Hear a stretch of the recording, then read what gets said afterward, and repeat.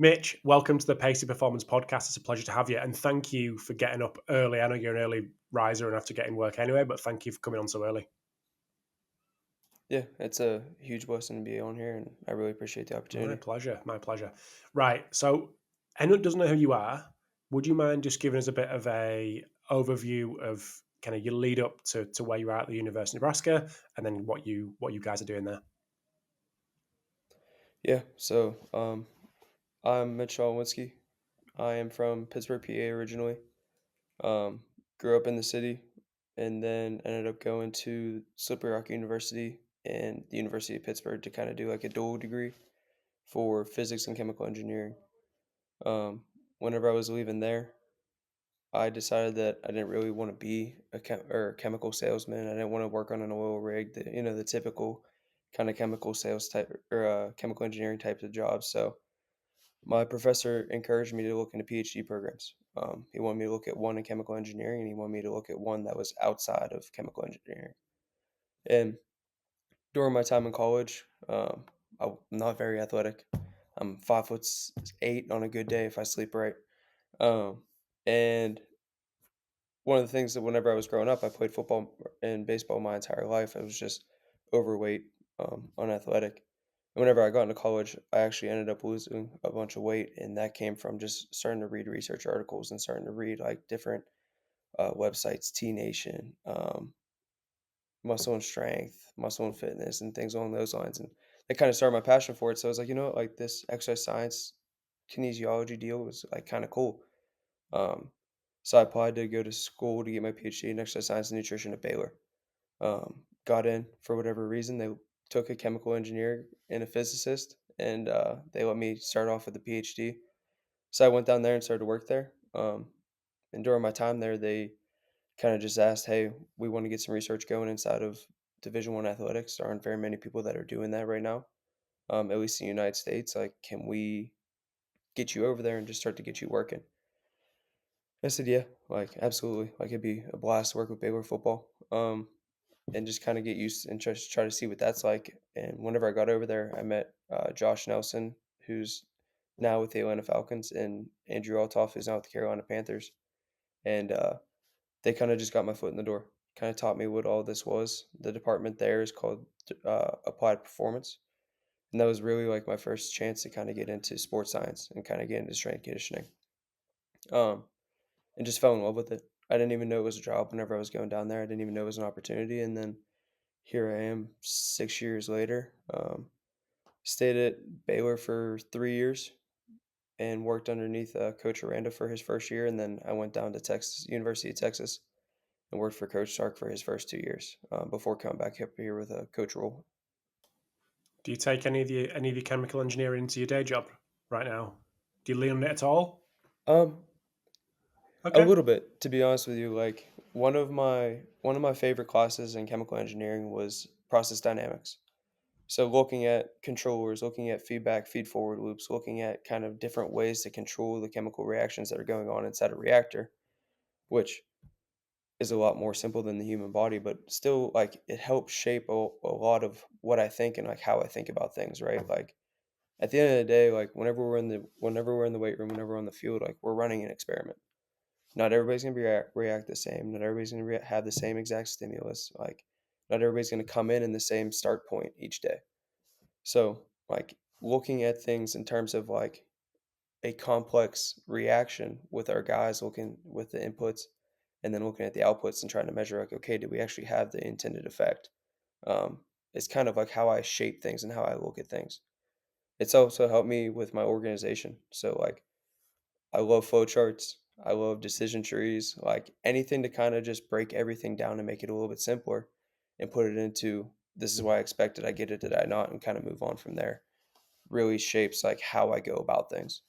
So, in terms of college football, and specifically, obviously, at University of Nebraska, where does the sports scientist fit?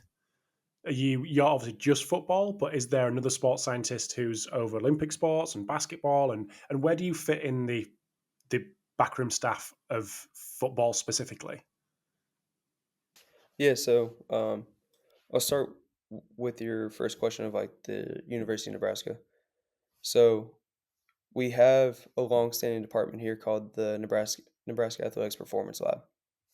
Um, what that originally started as, and I'm still trying to learn the history of this place. So if I misquoted, I truly apologize to everybody that came before me.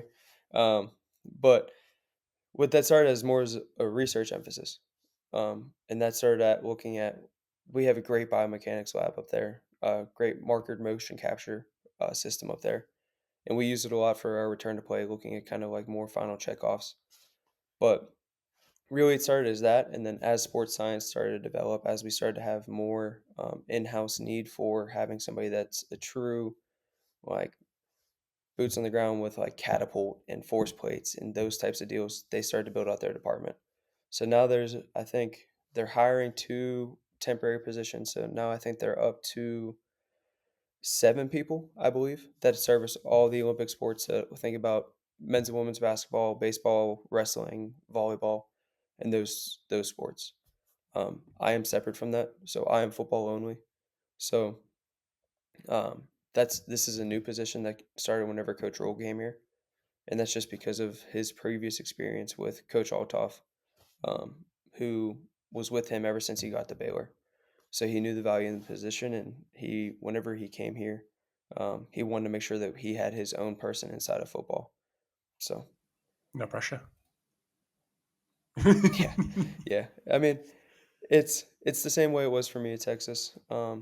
Kind of almost the same way it was for me at Baylor. Whenever Coach Altoff left, like it's just it helps out because at least at Baylor, like I was working with primarily football, but I was also supporting men's. I was supporting women's soccer, um, working a little bit with baseball, working a little bit with women's basketball, working a little bit with equestrian, like while also taking classes and everything. So it was whenever I left there and I went down to Texas, and it was just like, hey, like I just need you to take care of these 115 guys. It made everything so simple. So now coming here, kind of the same deal, right? Like I have 125 guys that I need to take care of. I have 125 guys I need to test weekly on these things. So it makes it a little bit. It's daunting, but it's been worse for me in the past. So I've had to deal with more. So talk us through. I'm interested in the kind of and sorry, how long have you been at University of Nebraska?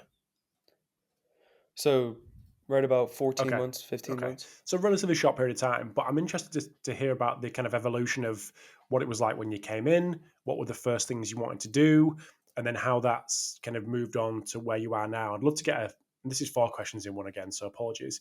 But then Yeah, no, moving you're on good. to the kind of roles and responsibilities that you have now, what you're over, and then we'll get into the kind of exactly what you do.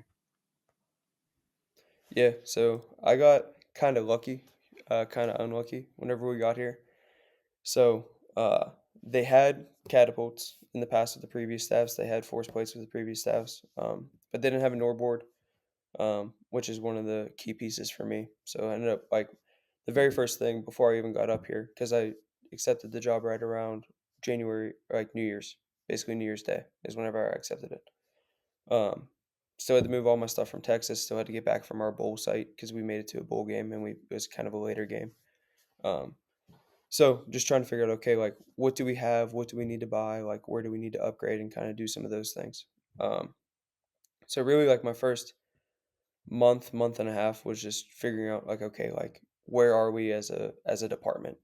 Because it wasn't really a department before. And had to rely on the guys that were up here already to help me out with that. As we got here and as we started getting to training with the guys, it was really just kind of like educating them on like what I am, right? Like what is my job? They had some people on the strength staff prior that did the data collection, that did the reporting for their staff, and however they did it. But then the athletes weren't used to somebody that was in my position, truly just sitting there and like going through the data and like my job of like making decisions based off of what we see. So it's really just letting them get to know me, letting them to get to know like my process, and like another re-education series. Like I always found that it's extremely important. And I made this mistake early on at Texas, like just kind of assuming like, oh, they've all worn catapults, oh, they've all seen the force plates, like they know what it is. Um, just because at Baylor we had such like an inundated system with these kids that they all understood, and we kind of just rolled. So getting into Texas, it was I explain play really differently than previous staffs. I explain why we measure jump height differently than previous staff. So like whenever I came here, it was a big push on education, and getting them used to it, and just giving them some ownership too. Because if I see that our jumps are down on a weekly basis, from like a fatigue standpoint, then I'm going to tell them to do certain protocols of kind of like, hey, like before we come into practice, like I'm kind of seeing that your fatigue is a little high, so like this is what you want to do. And I always found that ownership on the front end and teaching them like, hey, like if this happens, this is what we're going to do, creates more buy-in and a little bit more drive to kind of go at it that way and not only give better effort on the testing. Um, so really was focusing on, okay, like how can I get these kids invested in their own sports science deal and taking care of themselves. Whenever we get into fall camp, we actually moved into our new facility partially. So what we did was we opened up a new recovery area that had a sauna, red light therapy, water therapy, compression therapy, um, wet sensory deprivation float tanks, dry float How good tanks, are float tanks, by the way, all this Mitch? stuff. Oh, they're phenomenal. I get in there and I kind of go Okay. crazy a little bit. Like I feel like 10 minutes is an hour and a Yeah. half, so I gotta kind of Yeah. limit it. Um, but so then I had to learn all that stuff too, right? Like I never had access to all these things. So really, like during fall camp, which is our most intense time of year, was whenever we were starting to move in, and then educating the guys on all the new things that they had, right? So just another education series. So now, as we're going into the season, it was again shifting back to, okay, like how can I teach these guys to take ownership of themselves and make sure that they understand like, hey, like this is truly what helps and this is why. Like we're not just gonna see the massage therapist every day just because it feels good and you don't have to do anything. Like there are some options that you actually have to be active and have to do some things to be able to make sure that we're going forward that way and recovering properly. And then you get into the season and those 13, 14 weeks of the season just absolutely fly by. And the next thing you know, you're in one calendar year. Just out of interest, like people in your position working with collegiate athletes, education's a big thing, especially when you're spending the amount of money that you are on Catapult or Wild or whatever it is. But how do you actually go about doing that? Is it another lecture? Like these kids are setting lectures and having presentations all the time. So do you think of something different? Do you like how do you go about that? I think this will be a really interesting point for people out there to understand how you guys do it and if they can steal some ideas or get some inspiration. I think that'd be really cool. Yeah, so we try to do at the end of lifts and kind of like my integration with the strength staff. Like, and I don't think I answered this question previously, so I apologize. Um, but like my integration with the strength staff is I'm on the like my office is in the weight room. I'm not part of the 5 strength coaches that we can have in Division One football, but I work with them every day. I sit in their meetings every day, pre meeting, debrief meetings, How important is that, Mitch? and what How we try to important is do. that? Oh, it's huge. I mean, it's the only way that I can do a lot of what I can do. I have a team of 120, and if I got to test every guy on the NOR board, like I need to make sure that I have a good backing from the strength coaches on the floor so that I can get them to come over to me in the middle of the lift and things along those lines, right? Um, so having a good relationship with these guys is vital. If I don't have that, then I can't do my job properly. Um, But really, like what we try to do is we try to make sure that we have our dietitian talk to the team. Try to have our mental health specialist talk to the team, and that's mental health, mental performance. Kind of takes a different shift whenever they talk to team settings. Um, I talk to the team, and we do that after a lift each week. So like each person tries to take like a day, so that they can hear from every department every week, and kind of go at it that way. So you get 5 minutes, you get to go talk about it.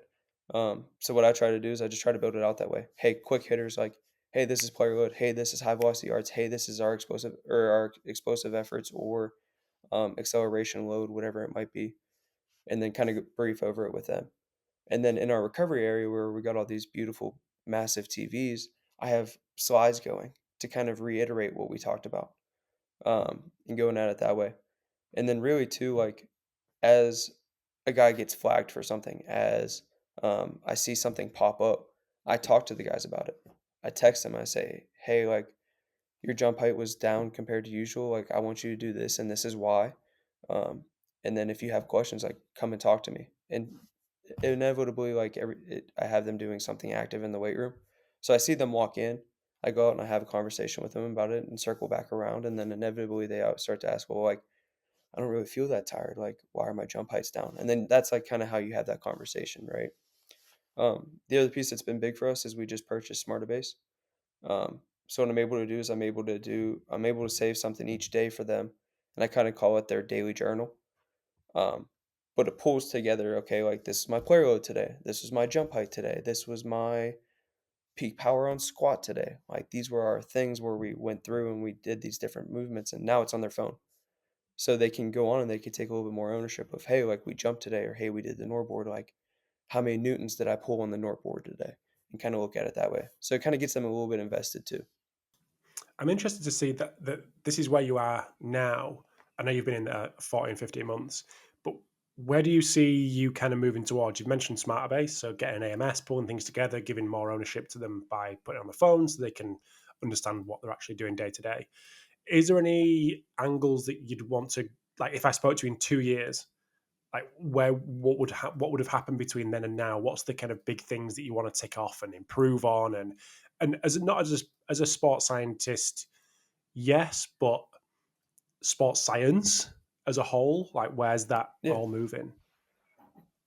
Um, I think for me specifically, what I have, like, in going back to my engineering is really just like refining our process. Like, okay, yes, like there are some different, there's a bunch of great papers out there that talk about, okay, like if we're going to look at fatigue profiling on force plates, like these are the metrics that you need to look at. And then obviously we can apply some stats and go back through and say, like, okay, like I want to look at smallest worthwhile change. I want to look at change in terms of standard deviation and kind of set up some flagging systems that way. What my eventual goal is with having all of this information come through on Smartabase is really start to be able to dive in a little bit deeper to football athletes specifically, and even really break that further down into specific position groups, and being able to say, like, okay, like this is truly what matters for this group. Um, these are the different bandwidths of like flags that we need to be concerned with these guys, and being able to look at it that way and take a deeper dive.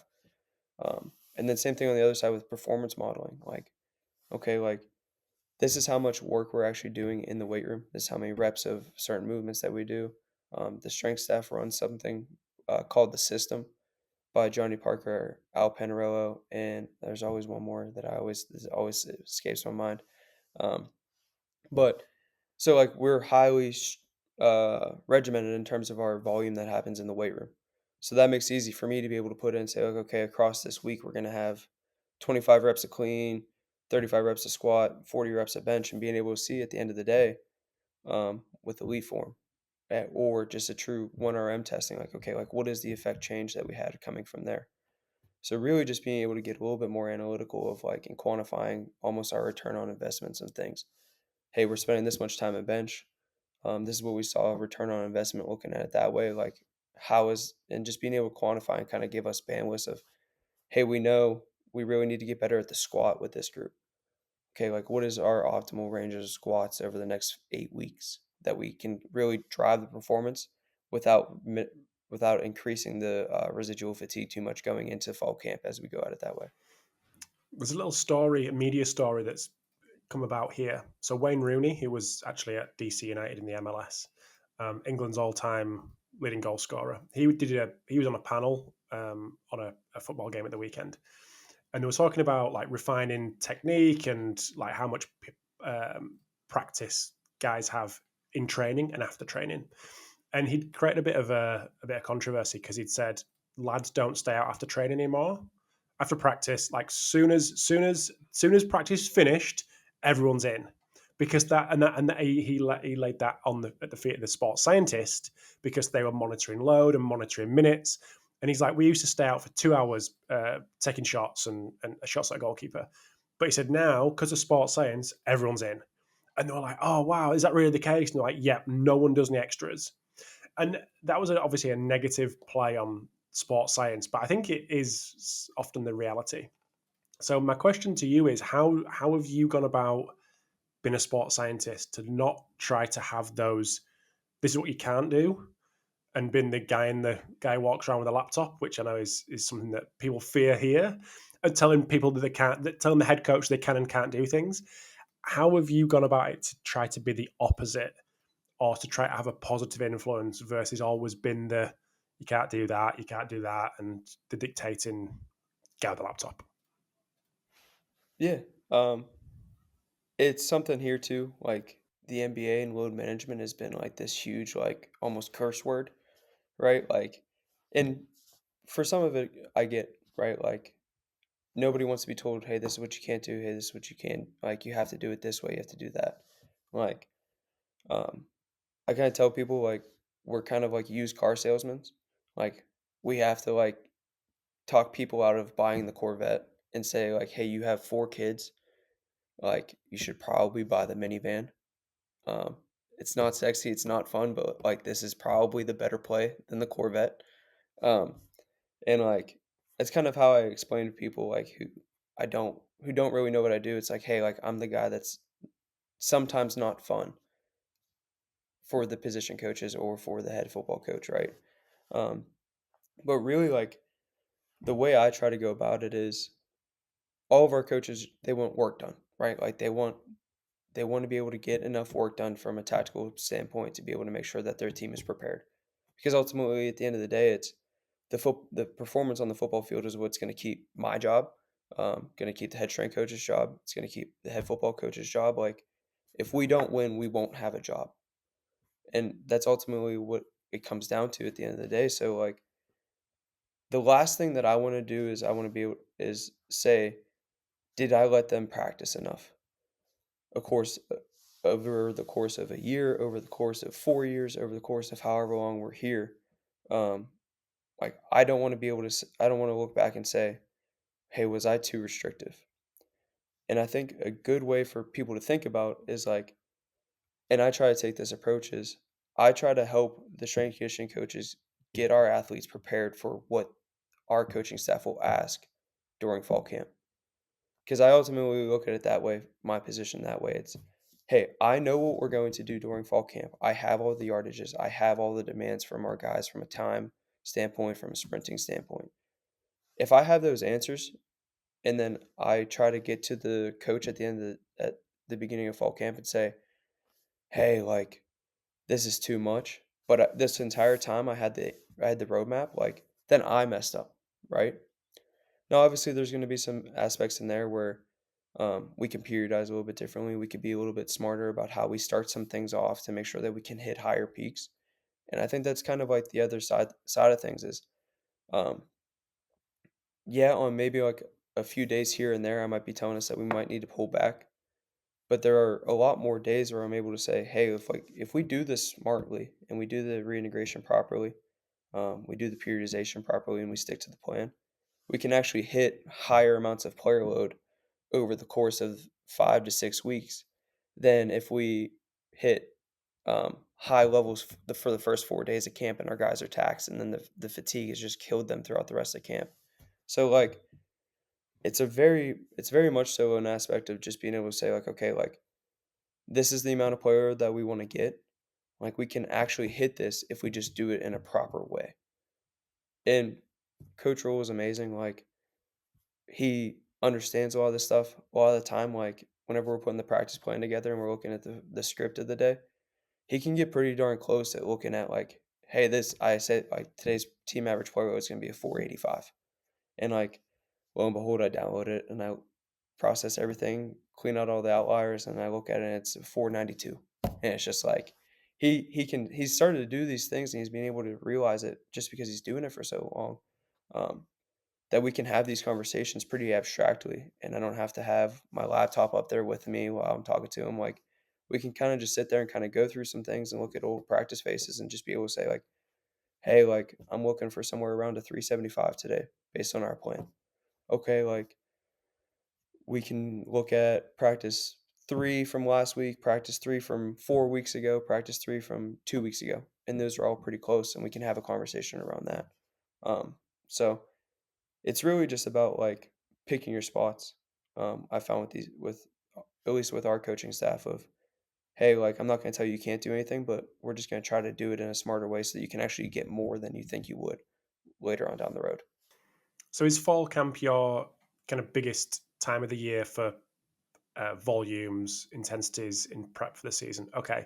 Just out of interest, like for the rest of the year, when you're preparing your athletes, because if you if you're working with a soccer team, it's pretty evident what you're preparing them for. You're preparing them for this kind of big build up to the game, and not like you're gonna hit periods in training that are higher than the game, so you're prepped for the game. But if you look at American football, then this is a complete novice. Are you actually preparing for the game?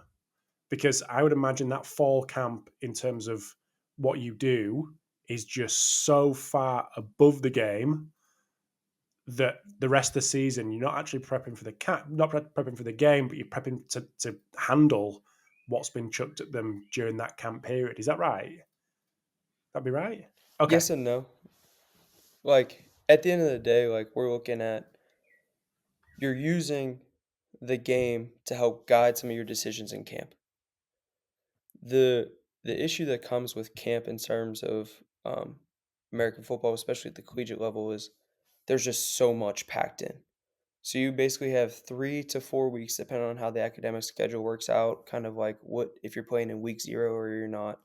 Like the schedule kind of changes around as you go, but um, there's just you have 2 a days basically. It's not really 2 a days. It's more of like a walkthrough and then a true practice. So right there, you're already probably at somewhere around 4 hours just on the field. And then you add in meeting schedules inside of there as well. So like there's just so much that gets compacted inside of this and there's you can't really match it just because of how much you're doing on the field, right? And with our time limits and things along those lines in the summer to get the guys prepared. So you the way I look at it is you build camp kind of based off of what the week is going to look like in season. Um, And then from there, that kind of gives you your guardrails for what you need to be doing inside of camp. Once you get those values and you kind of know what that's going to look like, then that's whenever we start to prepare our guys for camp. So yes and no to your question, right? Like yes, we're spending the summer to make sure that we can handle the volume that happens inside of camp, but like it might be a little bit convoluted because we're still preparing them for the game inside of camp, if that Yeah. makes sense. That It's more of like an indirect effect, that was a right? very novice Um, question. So thank you for humoring me. no, It's yeah. good. No, and it is one of those things where, like, if you came over here and you were with us for camp and you saw us have a 3.5 hour practice of just constant movement, and then like you go and you watch an NFL football game or you go and you watch a college football game, and it's like these two things don't look the same, right? Like it's just not. Whether it be a work to rest ratio demands, whether it be like a true player load demand, whether it be um, acceleration, deceleration demand, like whatever you want to use to quantify it, it's going to look different. Um, but that's kind of again like getting back to like a lot of our guys are young football players. Like a lot of our guys specifically on our team um, are underclassmen. So like getting them prepared, getting them inundated with our system, getting them understanding the playbook and being efficient inside the playbook is all just different challenges that we kind of got to go with because we can really only do it for 3 or 4 weeks, and then we have our first game.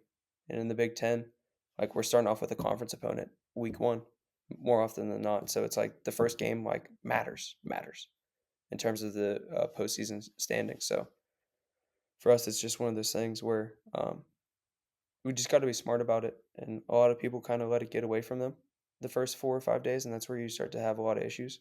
So it's just kind of about setting guardrails on the front end and really just having good conversations with the coaching staff.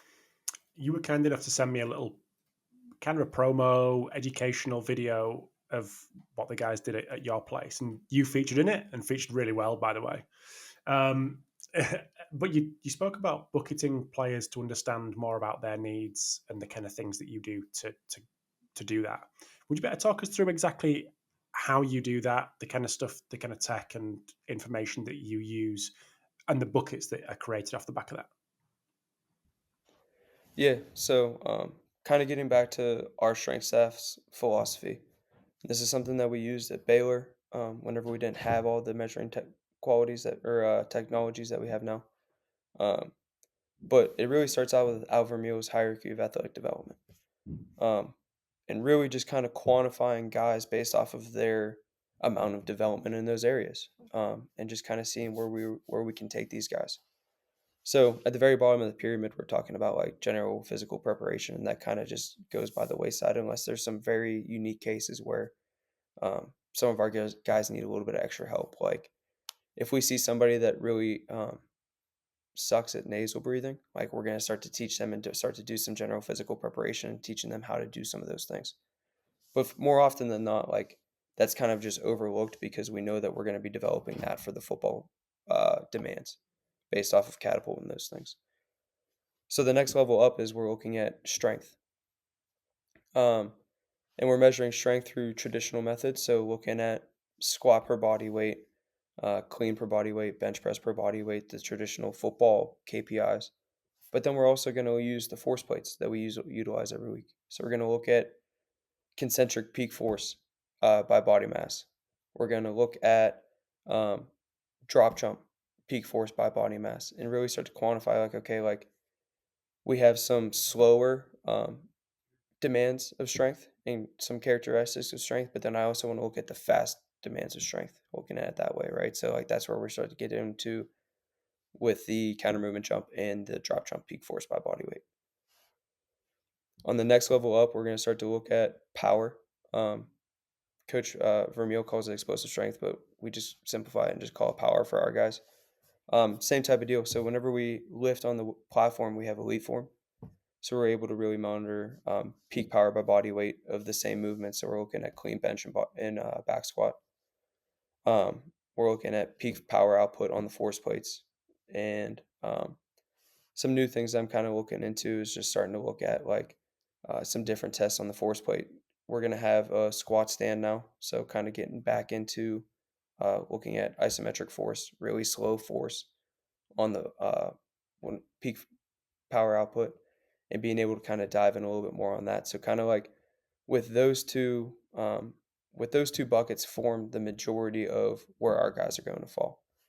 They're going to fall somewhere where their strength development is kind of at a point with them where we either need to continue to increase, whether it just be for general health, size and mass, or really just to continue to broaden out that base of that pyramid to make sure that as we move up that pyramid and as we start to spend time in some more advanced methods, we're able to squeeze all of the juice out of the athlete, right? One of the things that I always get afraid of with looking at our athletes is, hey, like I squat 450 and I am a 6 foot 6'1" safety who weighs 200. Like I'm already squatting 2.5 times my body weight. I'm 6'1".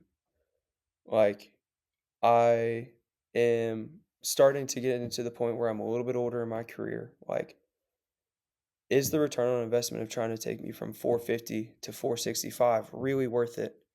Or should I start to focus on moving 380, 390 at a faster clip? And how is that going to translate for me over to the field? So, like, really setting up these guardrails for these guys of like, okay, like, we're still going to train max strength. We're still going to hit heavy singles. We're still going to do those things, but the majority of our time is just going to shift in focus. And the way we do a lot of that is just by the system. So, looking at how much time we spend in powerlifting derivatives in our strength block, or looking at how much time we spend in Olympic movements in our power block, and just starting to kind of shift the focus of and the main demand in either of those. And really, those two blocks are going to form our kind of our level 1 and 2. So if we're a strength focused athlete, they're on what we call the team lift card, and the team lift card is focused mostly on the powerlifting movements and going back to just driving maximal force output. If they graduate on from there, what we call to our advanced team card, that's whenever we're going to start to dive a little bit more into the Olympic movements and start to really focus on power. We're going to start to look at some accommodating resistance, teaching the guys how to produce force more quickly and starting to be able to overcome some of these things and like outrun chains, outrun bands, and then really start to develop that system. And what we're getting to right now, and as we look to this summer, we're going to start to add going up the pyramid and getting into reactive strength and getting into speed and really starting to get with these guys who are, hey, this guy is a fifth year senior. He has been around for a while. His body weight is exactly where we need it to be. His body fat percentage is exactly where we need it to be. Um, he's a D lineman and he squats 675 and he presses 505. Like, what am I supposed to, what am I going to drive with him, right? 80% of his training max is 450 if we're looking at squat, right? Like, putting that much load on his body, like, we're probably just going to have more of a detrimental effect with this guy. So, what are some mixed methods that we can start to get to with him that allow us to really start to drive that performance up a little bit more without putting so much stress on the body that it starts to just accumulate fatigue going into the season? Because this is basically his contract year, right? Like, once he gets through this, he's going to the draft. We need to make sure that he prepares at his best. So, like, putting him in a position to stay healthy, putting him in a position to drive performance, and moving on from there is really like how we're going to get to those things.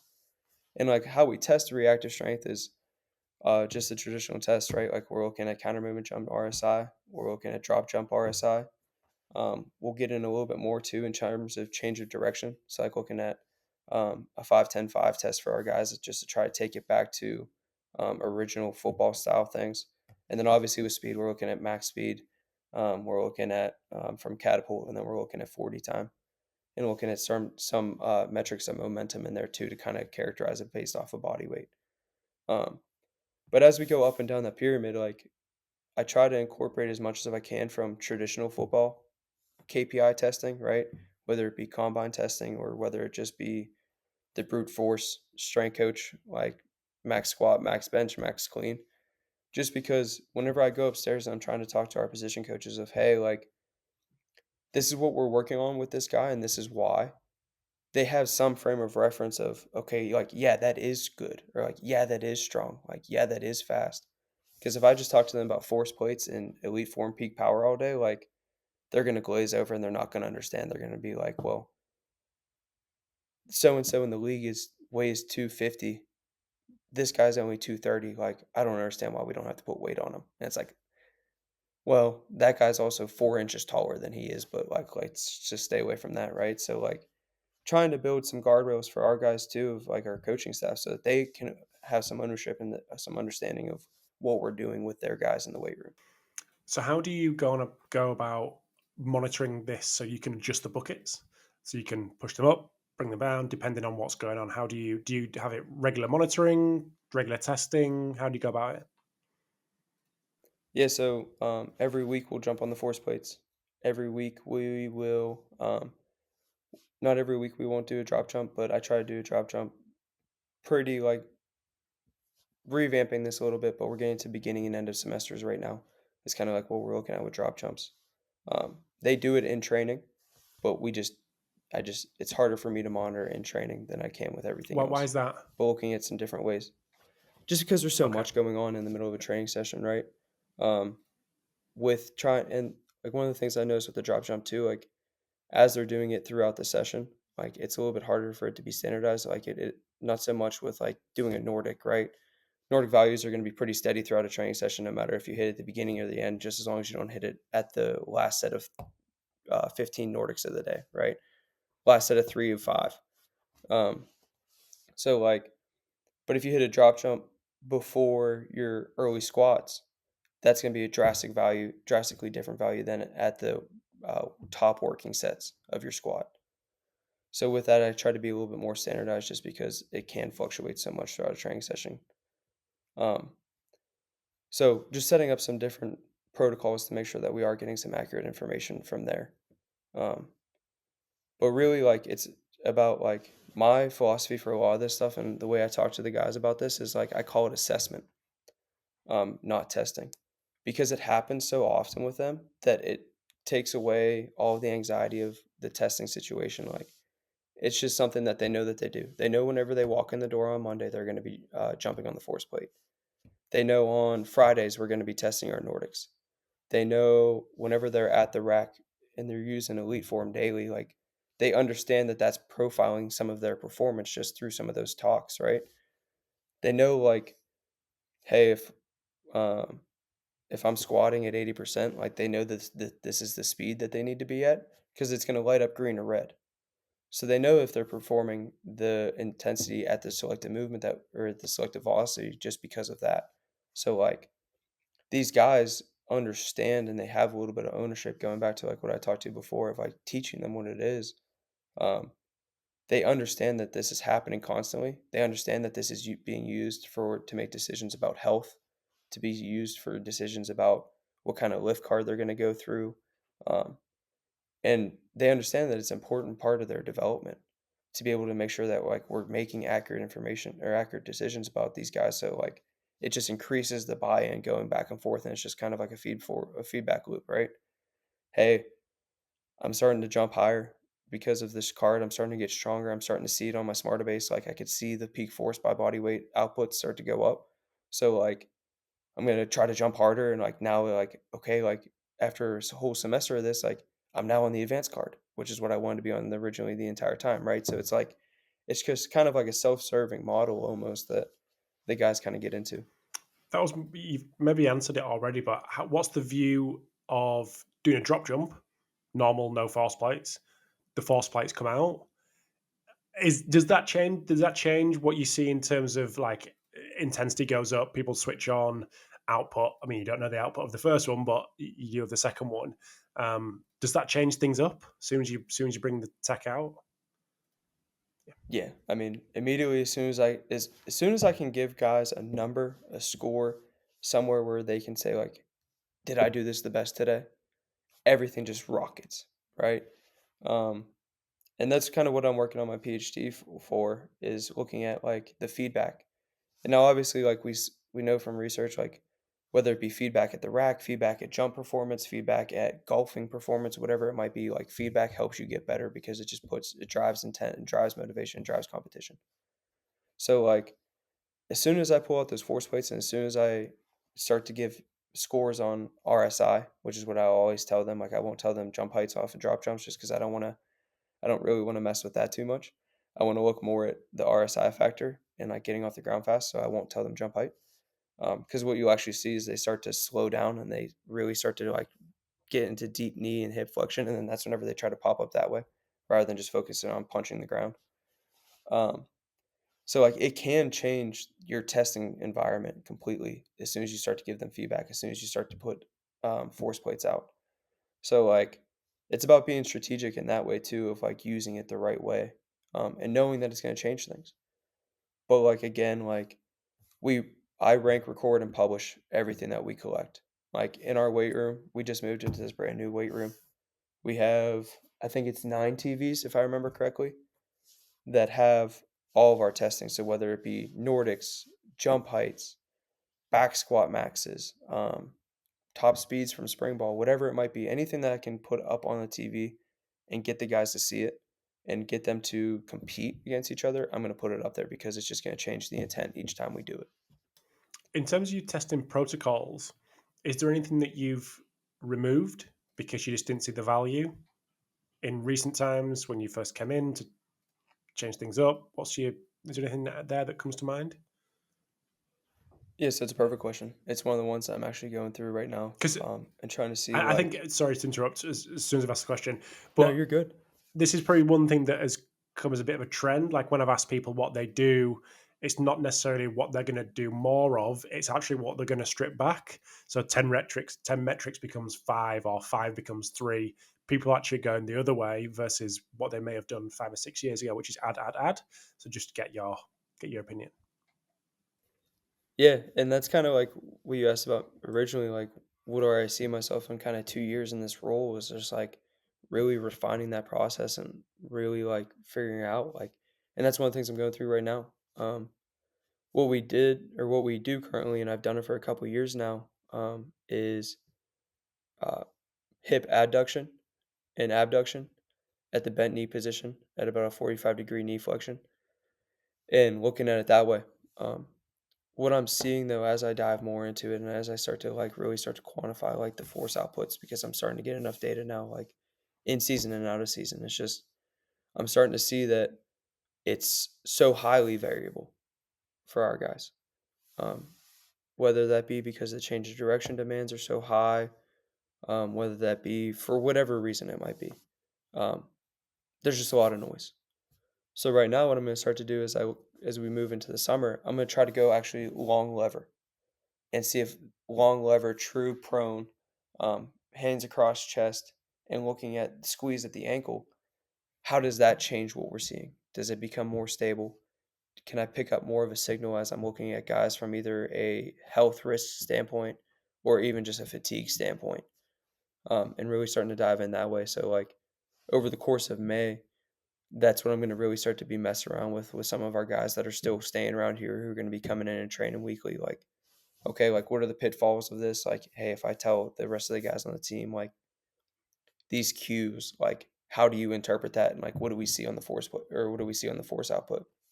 So um, that's one right now that like for me, I need we need to get better at because groins are a huge issue for us right now. And when I say huge, I mean like that's just the big thing that's right there. Like that's the top of the spear right now in terms of problem, right? So it's just like I look at again like okay, we need to take a holistic look at what are the injuries we are seeing, how are we testing and kind of profiling and quantifying the risk of those, and then is it good enough? Um, is it actually telling us a story? Um, obviously, we're not gonna be able to prevent everything. We're not gonna be able to stop everything. But like I look at soft tissue injuries as like there's probably a warning that happened somewhere. And like where did that warning come from, or did we just miss it in the noise because something happened? Whether the signal's just too noisy or I'm sorry, whether the output's too noisy or the signal just isn't amplified enough based off of the testing that we're doing. So that's the one that I'm kind of looking at right now. Interesting. Well, thank you very much for being so open and honest about your time last 14, 15 months at Nebraska. So I really appreciate it, Mitch. If people want to get in touch, understand a little bit more about you or what you've got going on, where's the best place? Uh, probably my Okay. email. I I'm not huge on social media. Like I think the last time I posted was whenever I was in high school and the Pittsburgh Pirates broke my heart for the 20th year in a row. Um, so like I'm just not really active on it. I use it to learn. But if you find me on there and you reach out, I think it's Mitch Cholewinski. I don't even Okay. know the name That's all to right. be honest with you. So, but if you find me on there, you shoot me a DM. That's fine. Whatever works. My email is also mcholewinski@huskers.com. That's probably going to be the best way to get to me. And just shoot me an email, and then I'll give you my phone number, and we'll go at it that way. But um, if there's any way, the way I got to where I am now is just coaches being open and honest, people taking me in, people letting me just come observe and answering my questions, even though they probably got annoying at some point. Like, so I want to try to repay that back as best as I can. So if there's anybody out there that has any questions, just please just don't hesitate to reach out. Perfect. Right, Mitch. Thank you very much. Really appreciate your time, and hopefully look forward to meeting you in a couple of weeks for the speed conference. But Yeah, fingers crossed. absolutely. Yeah, our staff will be there. We still got to buy the tickets and stuff. I promise we're gonna Don't do be that, silly. but we will be You're all there. good. All Can't good. wait. And I again really appreciate the opportunity. I've listened to your podcast a lot, so it's a huge blessing to be on My here. pleasure. Cheers, mate. Speak soon. See ya.